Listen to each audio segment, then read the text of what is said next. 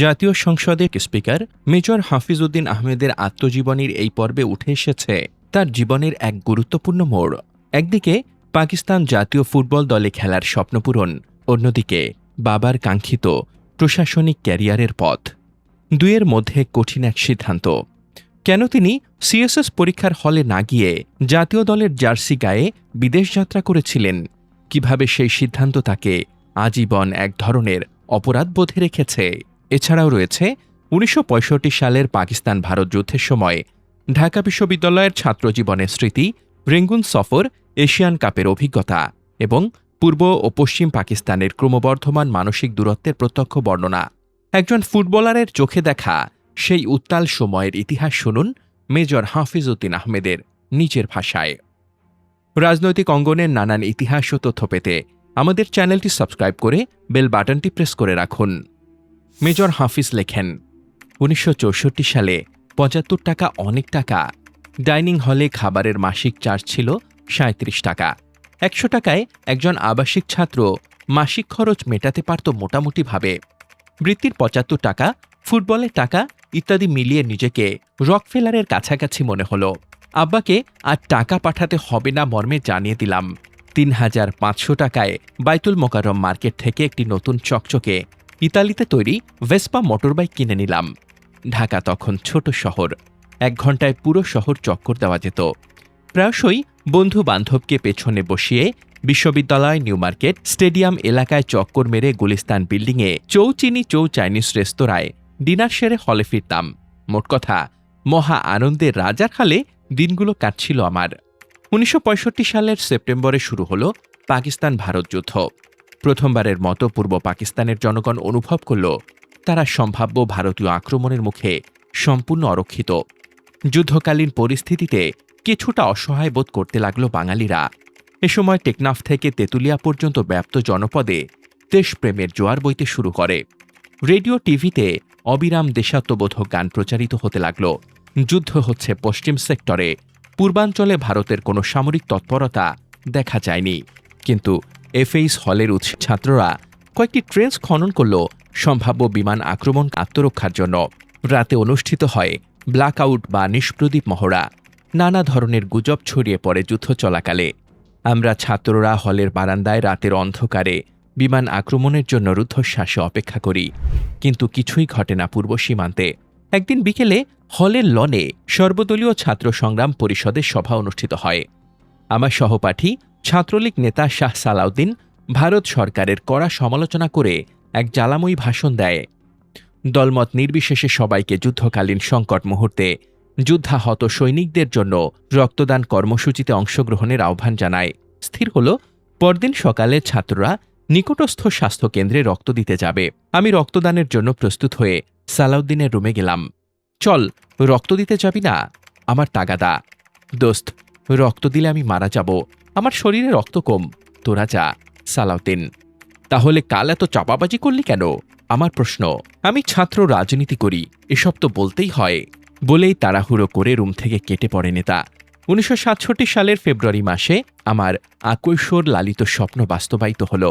প্রথমবারের মতো পাকিস্তান জাতীয় ফুটবল দলে নির্বাচিত হলাম। সৌদি আরব জাতীয় দল পাকিস্তান সফরে আসে ৩টি ম্যাচ খেলার জন্য। লায়লপুরে অনুষ্ঠিত প্রথম ম্যাচে আমরা ৩-০ গোলে সৌদি আরবকে পরাজিত করি। বিখ্যাত লেফট উইঙ্গার মুসা হ্যাট্রিক করেন। প্রথমবারের মতো জাতীয় দলের জার্সি পরে শিহরিত হলাম।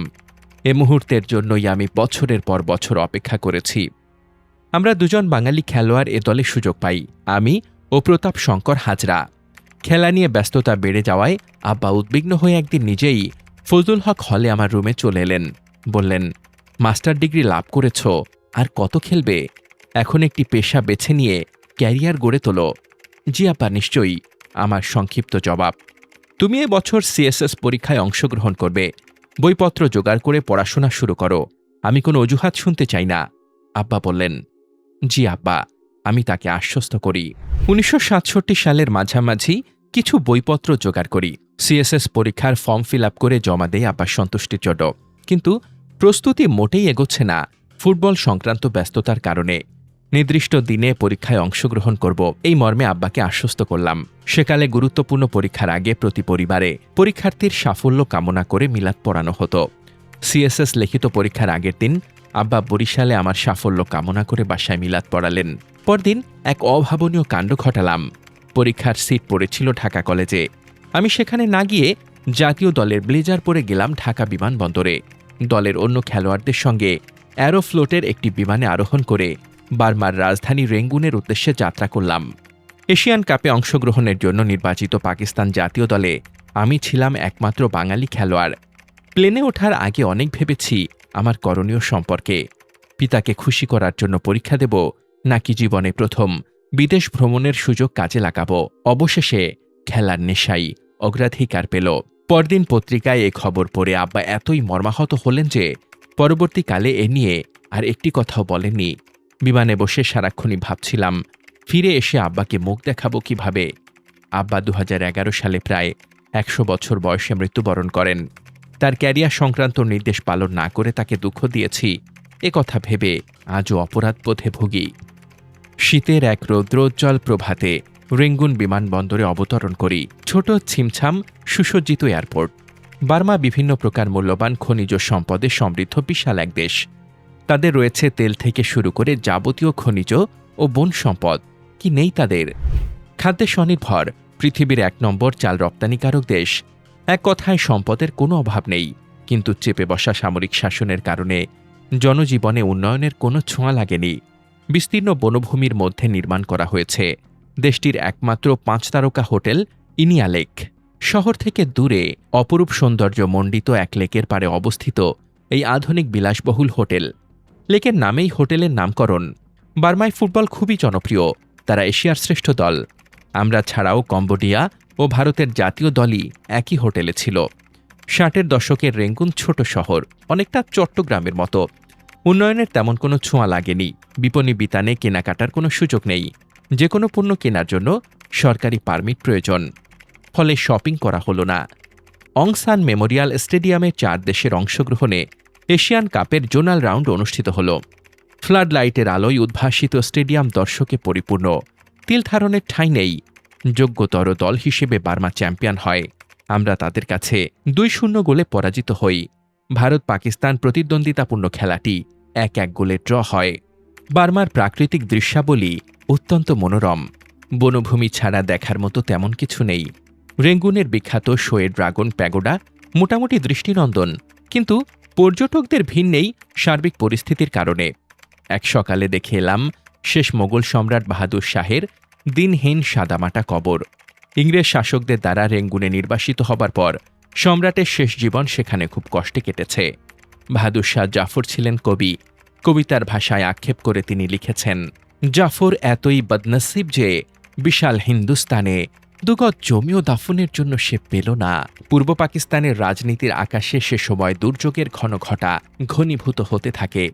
1947 সালে পাকিস্তান স্বাধীন হয়, কিন্তু সে পাকিস্তানে বাঙালিরা প্রকৃত অর্থে পরাধীনই থেকে যায়। ব্রিটিশের পরিবর্তে পাঞ্জাবিরা শাসকের ভূমিকায় অবতীর্ণ হয়।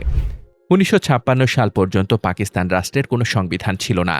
শাসকদের মর্জিমতোই দেশ চলছিল। সংখ্যাগরিষ্ঠ বাঙালির ভাষার অধিকার প্রতিষ্ঠার জন্য 52তে ছাত্রদের রাজপথে জীবন বিসর্জন দিতে হয়। অর্থনৈতিক বৈষম্যের শিকার হয় পূর্ব পাকিস্তানের মানুষ। সংখ্যাগরিষ্ঠ হয়েও রাষ্ট্র শাসনে বাঙালির ভূমিকা না থাকায় তারা ক্রমেই বিক্ষুব্ধ হয়ে ওঠে। আঞ্চলিক স্বায়ত্তশাসন অর্জনের জন্য শেখ মুজিবুর রহমানের নেতৃত্বে আওয়ামী লীগ 1966 সালে 6 দফা দাবি পেশ করে। প্রদেশসমূহের স্বায়ত্তশাসন নিশ্চিত করে একটি লুজ ফেডারেশন স্থাপনই 6 দফার মূল দাবি। প্রতিরক্ষা ও পররাষ্ট্র এ দুটি বিষয় ছাড়া প্রতি ক্ষেত্রে ফেডারেটিং ইউনিট অর্থাৎ প্রদেশসমূহ নিয়ন্ত্রণ করবে। পূর্ব ও পশ্চিম পাকিস্তানের জন্য আলাদা কারেন্সি চালু এবং মিলিশিয়া বাহিনী গঠন করা হবে। পশ্চিম পাকিস্তানের প্রায় প্রতিটি রাজনৈতিক দল 6 দফাকে বিচ্ছিন্নতাবাদী তৎপরতা রূপে অভিহিত করে এবং এর তীব্র বিরোধিতা করে, কিন্তু পূর্ব পাকিস্তানে দাবি ক্রমশ জনপ্রিয়তা লাভ করতে থাকে। পূর্ব ও পশ্চিম পাকিস্তানের জনগণের মানসিক গঠনেই ভিন্নতা ছিল। একমাত্র ধর্ম ছাড়া কোনো বিষয় তাদের মধ্যে মিল ছিল না। অর্থনৈতিক ও রাজনৈতিক বৈষম্যের কারণে বাঙালিরা ক্রমেই পশ্চিম পাকিস্তানি শাসকদের বিরুদ্ধে প্রতিবাদী হয়ে ওঠে। খেলার মাঠেও পশ্চিমা বিরোধী মনোভাব ধীরে ধীরে মাথাচাড়া দিয়ে ওঠে। রেঙ্গুন থেকে ফিরেই পাকিস্তান জাতীয় দল ঢাকার মাঠে আরসিটি ফুটবল টুর্নামেন্টে অংশগ্রহণ করে। বিমানবন্দর থেকে আমাদের দলকে নিয়ে আসা হলো তখনকার ঢাকার একমাত্র আধুনিক হোটেল শাহবাগে, বর্তমানে পিজি হাসপাতাল। টুর্নামেন্টের অপর দুটি দল তুরস্ক ও ইরান একই হোটেলে ওঠে। যোগ্যতর দল হিসেবে তুরস্ক চ্যাম্পিয়নশিপ অর্জন করে। খেলা চলাকালে এক ব্যতিক্রমী দৃশ্য সবার চোখে পড়ে। পাকিস্তান দলের একমাত্র বাঙালি খেলোয়াড়, অর্থাৎ আমার পায়ে বল এলেই স্টেডিয়ামের দর্শকেরা হর্ষধ্বনি করে ওঠে। অন্য 10 জন খেলোয়াড়ের বেলায় তারা কিছুটা নিস্পৃহ, নিশ্চুপ। আমার প্রতি স্থানীয় দর্শকদের এহেন পক্ষপাতিত্ব দেখে আমাদের টিমের অন্য খেলোয়াড় বন্ধুরা হোটেলে ফিরে আমাকে নিয়ে হাসি মশকরা করতে থাকে।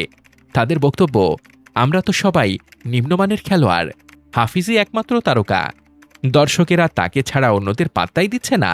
দলের অধিনায়ক তুরাব আলী এশিয়ার সেরা স্টপার ব্যাক। ঢাকায় আমরা একই দল মোহামেডান স্পোর্টিংয়ে খেলি। আমাকে একান্তে ডেকে নিয়ে বলে, ভাইয়া ক্যা হো রাহা হ্যায়, হামারা ক্যা কসুর। আমিও তাদের সঙ্গে মশকরা করে মূল প্রসঙ্গ এড়িয়ে যাই। একই জার্সি পরে খেললেও মানসিকভাবে তখন আমরা দুটি দলে বিভক্ত, পূর্ব ও পশ্চিম, বাঙালি ও অবাঙালি। ক্রমশ এ বিভক্তি দৃশ্যমান হয়ে ওঠে স্বল্প সময়ের ব্যবধানেই।